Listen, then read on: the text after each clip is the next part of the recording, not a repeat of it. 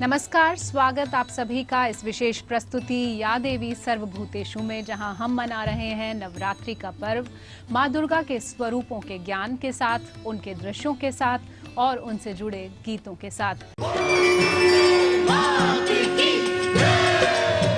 आज एक बार फिर हमारे साथ हैं पंडित गिरिजा शंकर शास्त्री जी, जो बताएंगे कि आज नवरात्रि के सप्तम दिन आप माँ को किस स्वरूप में पूजें, कैसे पूजें। शास्त्री जी, आपका बहुत बहुत स्वागत पुनः एक बार फिर हमारी इस प्रस्तुति में। आज नवरात्रि के 7वें दिन हम पहुंच गए हैं, माँ की पूजा का ये 7वां दिन है। माँ को किस रूप में पूजें, कैसे ध्याएं उन्हें और कैसे प्रसन्न करें।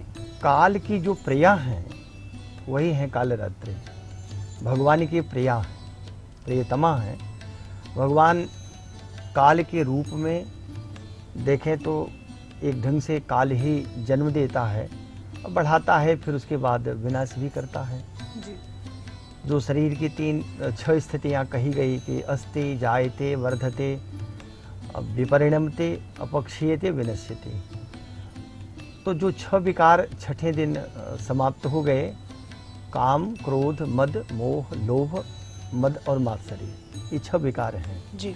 6 से ऊपर उठ करके जो सप्त धातु कही जाते हैं, सप्त धातुएं हैं, जिनको कहा है कि मेदा, अस्थि, मांस, वसा, रक्त, मज्जा, वसान, मासान, अस्थि, मेदांसी, पार्वती, तो ये 7 हुए। तो 7 को विनष्ट करके, माने 7 का संतुलन कैसे बने, तो इसीलिए सप्त रात्रि जो है वो काल की रात्रि कही। काल की रात्रि जो देवी का स्वरूप है, रात्रि माने तो जैसा कि शुरू से बताता रहा हूँ, रात्रि का एक अर्थ देवी भी है, रात्रि का अर्थ प्रिया भी है। तो यहाँ काल की रात्रि माने एक प्रकार से जो संहारक की मुद्रा में होते हैं, जिनके लट बिखरे हुए हैं, बाल बिखरे हुए हैं, भयंकर रूप बनाई हुई है, ऐसा लगता है जैसे पूरे ब्रह्मांड का क्षय करने के लिए आज माँ अपना स्वरूप धारण कर रही है। तो जितने भी दुष्ट हैं, जितने भी दुर्गुण हैं और जितने पाप हैं, सबको समाप्त करने के लिए माँ कालरात्रि की उपासना की जाती है। शारदीय नवरात्र की सप्तमी तिथि है, ये तो कालरात्रि का स्वरूप भी है, उन्हीं की पूजा इस दिन लोग विशेष रूप से करते हैं। और जो महारात्रि है, ये तो भगवान शंकर का जिस दिन विवाहोत्सव हुआ, जिसको हम महाशिवरात्रि कहते हैं, ये महारात्रि। और मोहरात्रि ये अमावस्या जो आती है, कार्तिक कृष्ण पक्ष की अमावस्या, जिसको दीपावली भी कहते हैं, यही है मोहरात्रि। तो 3 रात्रियां, और तीनों रात्रि माने ये केवल रात्रि जो दिन के विपरीत रात्रि है वो रात्रि नहीं जी। ये रात्रि माने देवी। ये तीनों रात्रियों में जागरण का विशेष महत्व कहा गया, और तभी जो 3 गुण हैं, तीनों संतुलित रहते हैं, अपने अपने कार्यों में प्रवृत्त रहते हैं, अन्यथा जगत का संहार होने में क्षण भर भी नहीं लगता, जगत विनष्ट हो जाता है। तो ऐसी है माँ कालरात्रि, जिन्होंने शंकर जी को जगदीश बनाया, और सृजन के लिए संहार जरूरी है, यही सिखाती है माँ कालरात्रि। आइए देखते हैं ये प्रस्तुति।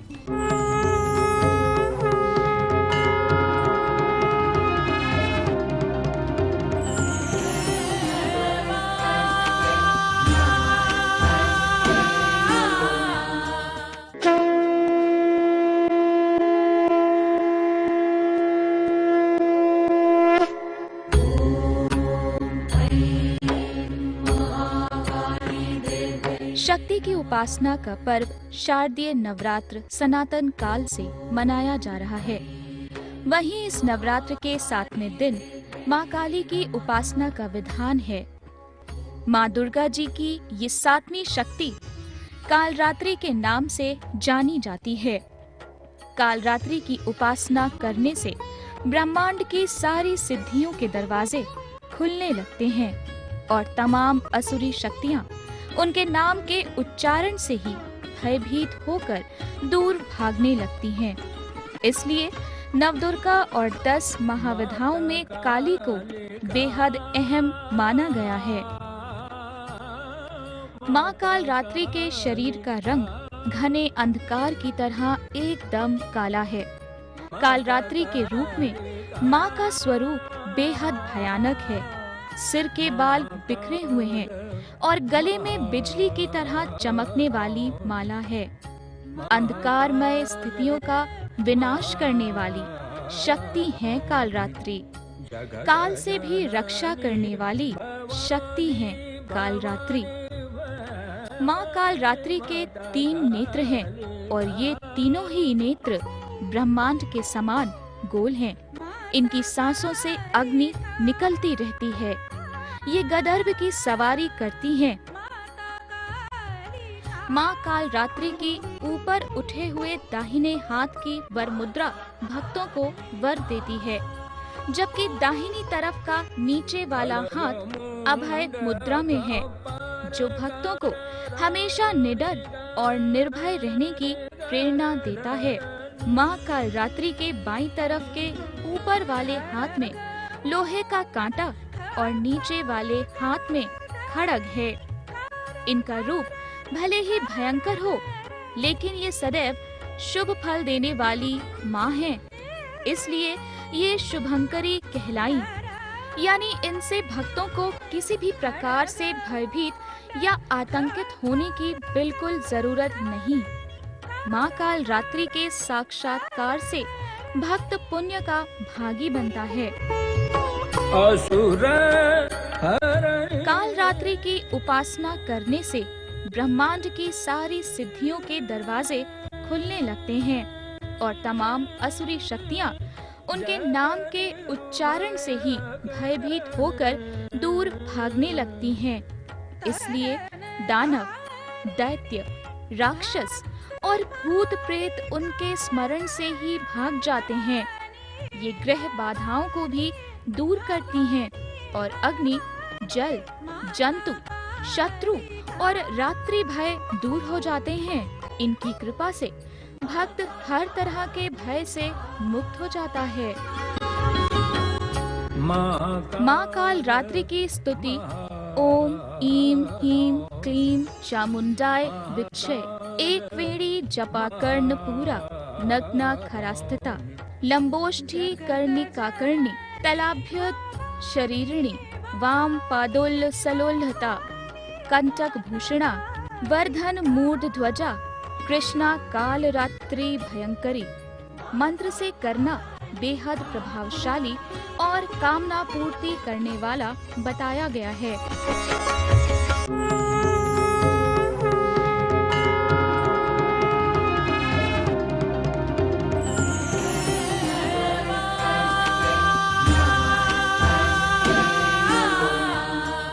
हमने देखी ये प्रस्तुति और हम बात कर रहे हैं पंडित गिरिजाशंकर शास्त्री जी से, जो बता रहे हैं कालरात्रि देवी के पूजा का महत्व। और सप्तमी के दिन शास्त्री जी अगर हम पूछें तो क्या विशेष करना चाहिए, क्योंकि अब पूजा तीसरे चरण में पहुंच चुकी है, तो क्या क्या विशेष आज के विधान होते हैं? तो 7वां जो दिवस है सप्तम दिन, यह पूजा के लिए, पूजा तो ठीक उसी प्रकार से जैसे सब दिन की पूजा है, पर अब 7 चक्र का जब भेदन होता है तो एक मत के अनुसार सहस्त्रार में ये जीव आ जाता है जी। सहस्त्रार में कुंडलिनी शक्ति को ले आकर के, महाशक्ति को ले आकर के शिव से मेलापक कराता है। पर जो और अन्य साधक हैं वो कहते हैं कि अभी ये ललना चक्र और उसके बाद गुरु चक्र, 2 चक्र और बचे होते हैं। अंतिम चक्र सहस्त्रार है और यही सहस्त्रार में उमा विराजती है जी। शंकर के साथ विराजते हैं, शंकर पर्यंक बन जाते हैं। तो कहा ये है, वहाँ के जो सौंदर्य लहरी का प्रसिद्ध श्लोक है, कहा कि मणि दीपे नीपो पवनवत चिंता मणि गृहे शिवाकारे मंचे परम शिव पर्यंक निलयाम। परम शिव ही पर्यंक बन गए, पलंग बन गए हैं, उन्हीं को आश्रय लेकर के माँ विराजती हैं। माँ का बड़ा अद्भुत ये स्वरूप होता है।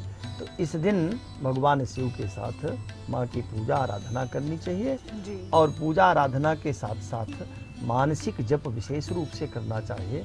जप को की अधिकता होनी चाहिए और रात्रि जागरण भी करने से विशेष ये दिन फलदायी होता है जी। तब जो दुर्गुण हैं उनका विनाश होता है, पाप सब संक्षय को प्राप्त हो जाते हैं, क्षय हो जाते हैं जी। माँ की कृपा मिल जाती है।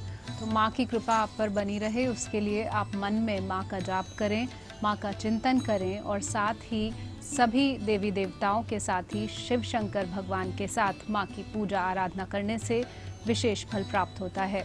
या देवी सर्वभूतेषु में अभी वक्त है एक छोटे से अंतराल का, कहीं जाइएगा नहीं।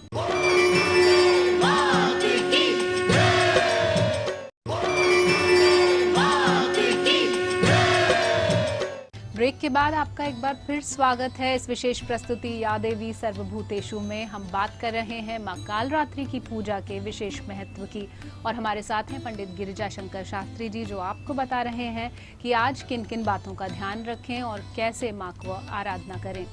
शास्त्री जी, हम बात कर रहे हैं अब 7वें दिन की पूजा की, कालरात्रि देवी की पूजा की, और हम देखते हैं कि सप्तशती जो है उसका पाठ बहुत से लोग करते हैं, लेकिन बहुत से लोग नहीं कर पाते हैं। तो आखिरी के जो 3 दिन हैं उनमें क्या कुछ विशेष इस तरह का पाठ का वो है जो उसको लाभ मिल सके?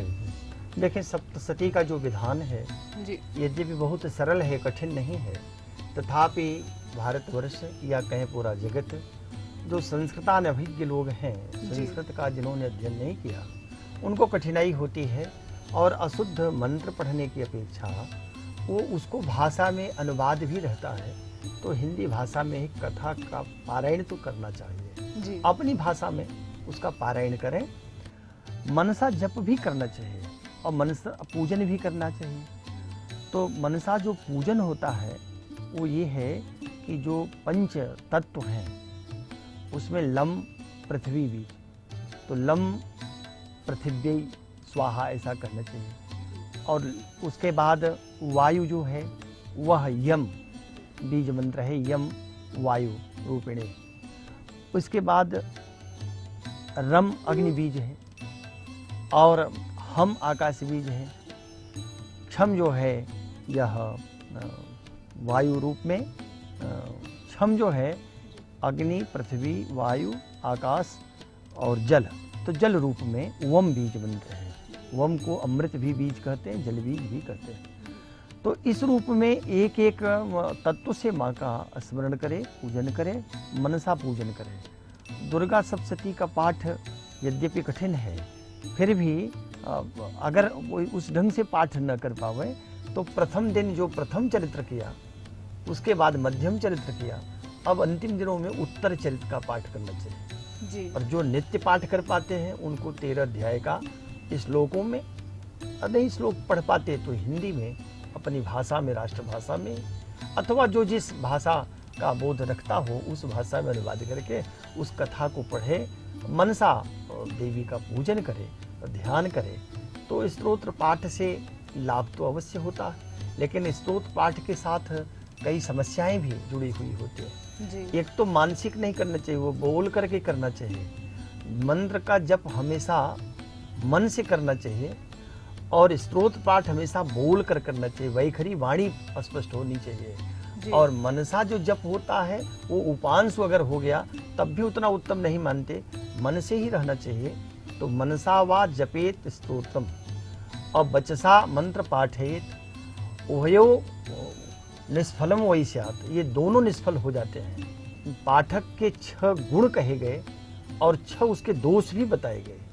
तो दोष जो है गीति शीघ्री सिरह कंपी तथा लिखित पाठक अनर्थज्ञो अल्पकंठस्य सडेते पाठका धमा।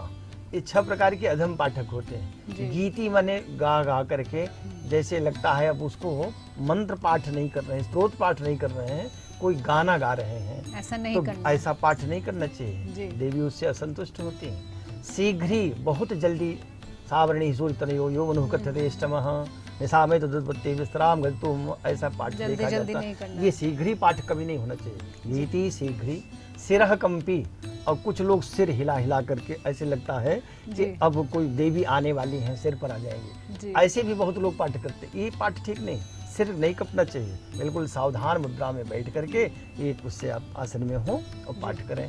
शीघ्री सिरह कंपी तथा लिखित पाठक, बीच बीच में कुछ नोट भी कर रहे हैं और पाठ भी कर रहे हैं। अनर्थक जो अर्थ स्पष्ट नहीं हो रहा है, अल्पकंठ से आधा मुंह में है आधा बाहर हो रहा है, तो ये स्पष्ट होना चाहिए। हाँ, स्पष्ट होने चाहिए। ये कहा कि ये 6 जो पाठक हैं ये अधम कहे जाते हैं। और गुण इनका जो है, इनके विपरीत गुण भी कहा कि माधुर्य अक्षर व्यक्ति पदच्छेदस्तु सुस्वर, धैर्यम लय समर्थम च सदेते पाठका गुणा। ये 6 पाठक के गुण भी कहे गए। कौन कौन? तो कहा कि माधुर्य, मधुरता होनी चाहिए, वाणी में माधुर्य गुण आ जाए, अक्षर व्यक्ति, अक्षर स्पष्ट हो जाए, स्वर पदच्छेद, हर पद को अलग अलग बोल करके उच्चारण करके, सुस्वर, स्वर भी ठीक हो, और धैर्य भी हो, लय बना रहे, तो ये 6 गुण हो जाते हैं। तो इसका ध्यान रखते हुए पाठ अगर करे, चाहे वो भाषा में पाठ करता हो, चाहे स्तोत्र पाठ कर रहा हो, श्लोक में पढ़े या जिस रूप में पढ़े, माँ का ये पाठ धैर्य पूर्वक करना चाहिए। और एक बात का विशेष ध्यान रखना चाहिए कि पहले जितना पाठ करे या मंत्र जप करे, उसी अनुसार उतना समय निर्धारित करके नित्य उतना करते रहना चाहिए 9 दिन तक। नियम का तो नियम पालन अगर करेगा तभी उसका प्रतिफल आता है। और यदि ऐसा नहीं करता तो पूर्ण कृपा का अधिकारी नहीं बनता है, वो केवल खाना पूर्ति फिर हो जाती है। तो शास्त्री जी से अनुमति लेने का अब वक्त आ गया है आज के लिए, लेकिन आगे भी या देवी सर्वभूतेषु में हम ये ज्ञान लेते रहेंगे और माँ की आराधना का ये पर्व यूं ही चलता रहेगा। शास्त्री जी बहुत बहुत धन्यवाद हमारे साथ जुड़ने के लिए। तो अब मिलते हैं एक छोटे से विराम के बाद। कहीं जाइएगा नहीं, क्योंकि आचार्य राजेश आपको बताने वाले हैं आज आप कालरात्रि माँ को कैसे प्रसन्न करें।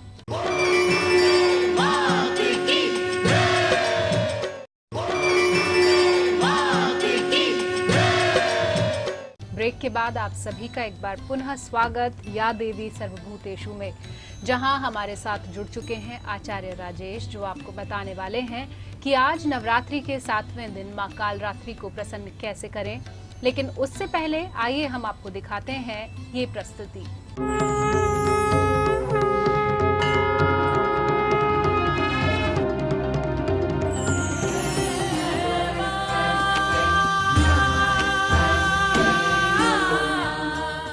दिल करता है, दिल करता है, दिल करता है माँ, दिल करता है, दिल करता है, दिल करता है माँ, दिल करता है दौड़ के माँ तेरे पास मैं आऊँ, दिल करता है दौड़ के माँ तेरे पास मैं आऊँ, बस आके मैया मैं तेरी गोदी में खो जाऊँ, बस आके मैया मैं तेरी गोदी में खो जाऊँ, दिल करता है, दिल करता है, दिल करता है माँ, दिल करता है, दिल करता है, दिल करता है माँ, दिल करता है दौड़ के माँ तेरे पास मैं आऊँ, दिल करता है दौड़ के माँ तेरे पास मैं आऊँ।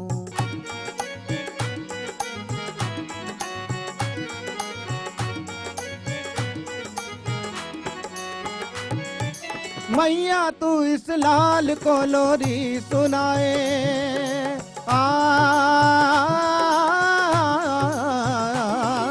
मैया तू इस लाल को लोरी सुनाए, मैया तू इस लाल को लोरी सुनाए, लाल तेरे इस गान में माँ बस खो जाए, लाल तेरे इस गान में माँ बस खो जाए, बैठ के तेरी गोदी में मैं रज रज दर्शन पाऊं, बैठ के तेरी गोदी में मैं रज रज दर्शन पाऊं, दिल करता है, दिल करता है, दिल करता है माँ, दिल करता है, दिल करता है, दिल करता है माँ, दिल करता है दौड़ के माँ तेरे पास मैं आऊं, दिल करता है दौड़ के माँ तेरे पास मैं आऊं।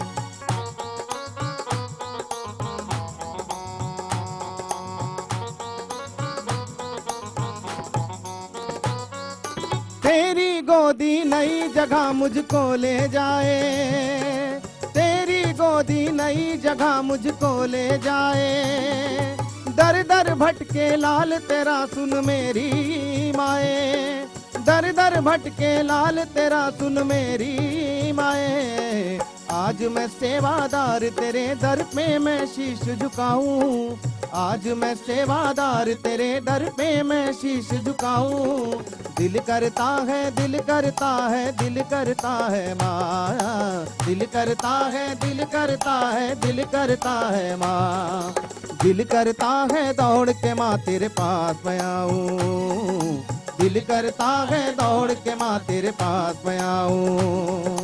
बस आके मैया मैं तेरी गोदी में खो जाऊं, बस आके मैया मैं तेरी गोदी में खो जाऊं।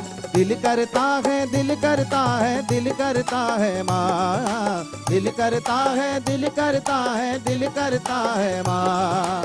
दिल करता है, दिल करता है, दिल करता है माँ, दिल करता है, दिल करता है, दिल करता है माँ।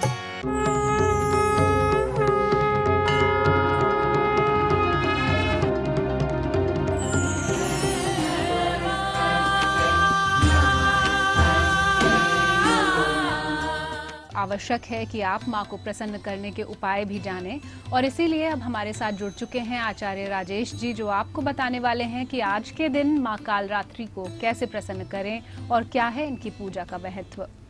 आचार्य जी, आपका बहुत बहुत स्वागत। या देवी सर्वभूतेषु में आप लगातार बता रहे हैं हमारे दर्शकों को कैसे माँ प्रसन्न होंगी और हर दिन के लिए क्या विशेष पूजा और उपाय होता है। आज 7वें दिन में हम पहुंच गए हैं नवरात्रि के, तो आज माँ कालरात्रि को कैसे प्रसन्न किया जाए और किस चीज के लिए इनकी पूजा की जाए। त्रिगुणात्मक रूप से भी इन 9 दिनों को विभाजित करें तो 3-3 दिन में विभाजित होते हैं। तो प्रथम 3 दिन जो होते हैं ये एक सौम्य दिन होते हैं, द्वितीय 3 दिन गृहस्थों के लिए उत्तम दिन होते हैं। अब जो तृतीय 3 दिन है ये साधकों के लिए बहुत महत्वपूर्ण होते हैं। हम किसी भी मंत्र की साधना कर रहे हैं, आज से जब कालरात्रि शुरू होती है, अभी तक सारा हमारा पूरा खेल दिन का था, अब रात्रि का सारा काम शुरू हुआ है और इसमें जो हमें शक्ति प्राप्त होती है कालरात्रि के माध्यम से, रात दिन राक्षसी प्रवृत्तियों को नष्ट करने की अब शक्ति आती है। जैसा कल हमने देखा कि वैवाहिक सुख में कहीं कोई तीसरा व्यक्ति बाधक होता है, आज ऐसा होता है जब हम साधना कर रहे हैं तो हमें बहुत सारी बाधाएं आती हैं। हम साधना में सिद्धियों के बिल्कुल नज़दीक पहुंचते हैं तो कई सारी ऐसी अड़चन इसमें आना शुरू हो जाती है, इसके कारण से हम कुछ नहीं कर जाते हैं।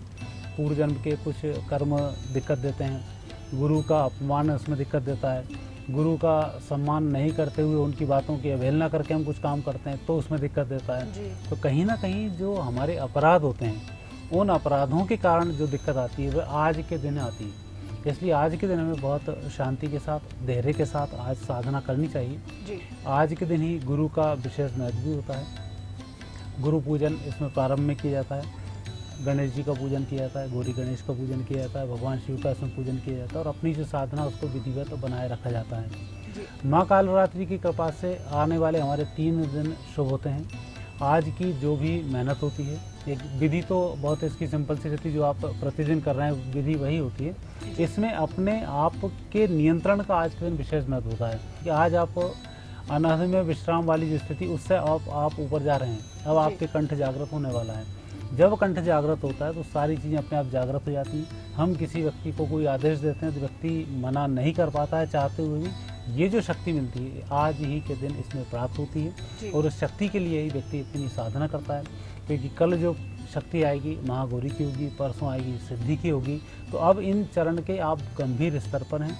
जितना आप गंभीर रहेंगे, जितना आप नियम से रहेंगे, उतनी ही आज की साधना आपकी पूर्ण होगी। और आज के दिन को विशेष रूप से साधकों को संयम के साथ मनाना चाहिए, तब कालरात्रि उससे सिद्ध होती है। जब रात्रि सिद्ध हो जाती है तो दिन तो आपका ही है, सूर्य भगवान की कृपा से दिन सिद्ध रहता है। रात्रि सिद्ध करने के लिए इतने सारे उपाय किए जाते हैं। जब रात्रि सिद्ध हो जाती है तो व्यक्ति त्रिकालदर्शी होने में भी देर नहीं लगती, सारी भौतिक सुख संपदाओं की प्राप्ति भी होती है, धर्म अर्थ काम मोक्ष की भी प्राप्ति होती है। तो इस प्रकार से इन दोषों से व्यक्ति निकलता हुआ पुष्ट हो जाता है। तो अहम ब्रह्मास्मि का सिद्धांत अब इन 2-3 दिन के अंदर उसका सिद्ध हो जाता है। जी, अहम ब्रह्मास्मि यानी हमारे अंदर ही संपूर्ण ब्रह्मांड है, संपूर्ण शक्ति है और यही सिखाती है हमें नवरात्रि की पूजा, जहां आचार्य जी ने बताया कि हमें आज के दिन कालरात्रि माँ से निस्वार्थ होकर पूजा करनी चाहिए। स्वयं पर नियंत्रण का दिन है, गुरुओं के सम्मान का दिन है और तभी माँ आपको त्रिकालदर्शी होने का आशीर्वाद भी देंगी और आपकी समस्त मनोकामनाओं को भी पूर्ण करेंगी। तो ऐसा है ये नवरात्र का पर्व जो आपको हर दिन एक अलग शक्ति देता है, अलग ऊर्जा और अलग मनोकामनाएं आपकी पूर्ण करता है।